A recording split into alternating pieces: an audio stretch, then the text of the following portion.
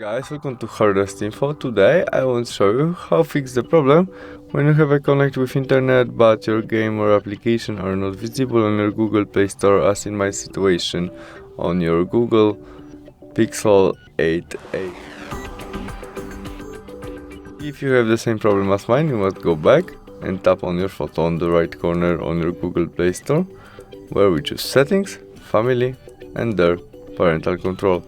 As you can see, now we have page 3. To visible game or application as Mobile Legends games, we need more than page 3.